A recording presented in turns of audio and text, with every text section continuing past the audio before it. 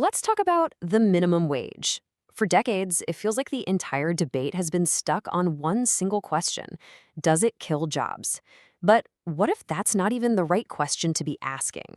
A really fascinating new global study suggests that the minimum wage has this surprising, kind of hidden effect, not just on paychecks, but on how companies are actually managed day in and day out. So before we get to the new stuff, we've got to take a quick look back. Let's start with the old debate, that classic question that has had economists arguing for years.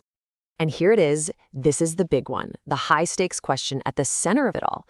Does raising the minimum wage actually kill jobs? On one hand, you have the traditional economic theory. It's pretty straightforward. If you make labor more expensive, companies are going to buy less of it. Simple, right? Higher wages should mean fewer jobs. But then you look at the real world. A ton of modern research, including work that won a Nobel Prize, shows that the effect on jobs is often really small or mixed or sometimes nothing at all. So clearly, the simple textbook model just isn't telling us the whole story. And that's exactly where this new research comes in. It suggests we need to shift our focus from just counting jobs to understanding a concept called employment stickiness. Think of it as this hidden friction in how companies really manage their people. So what on earth is employment stickiness? Well, imagine a sticky ratchet. When sales are great and the company is growing, it's easy for managers to click that ratchet up and hire more people. But what happens when sales dip? Well, it's a lot harder to click back down and reduce staff. Officially, it's when a company's payroll costs drop less when sales fall than they rise when sales go up. The workforce is just sticky on the way down. And why is that ratchet so sticky? Well, because laying people off is a huge headache. You've got severance payments, you're worried about damaging morale for the folks who stay, and you know you'll have to spend a ton of money recruiting and training new people when things eventually turn around. So a lot of the time, managers just decide to hang on to workers, even if they're not super busy, hoping it's just a temporary slump. And this brings us to the core discovery of this research. The minimum wage isn't just a cost. It actually has what the paper calls a disciplining effect that changes how managers behave.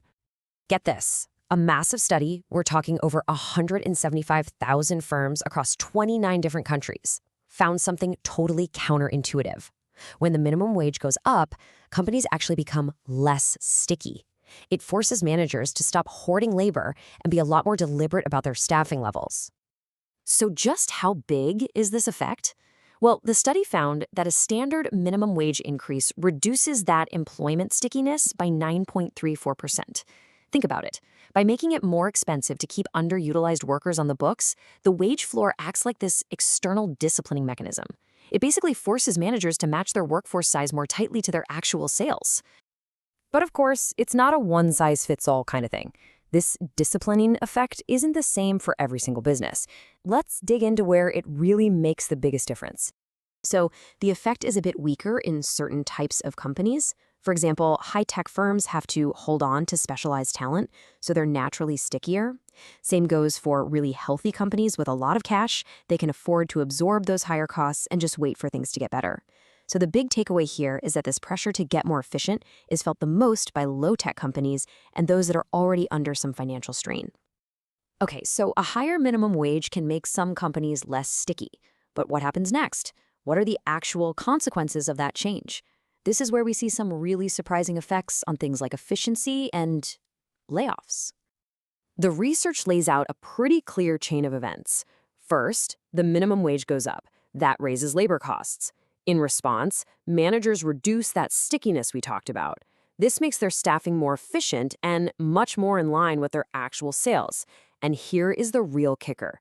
Because they're making these smaller, more frequent adjustments, the need for those huge, disruptive mass layoffs in the future actually goes down.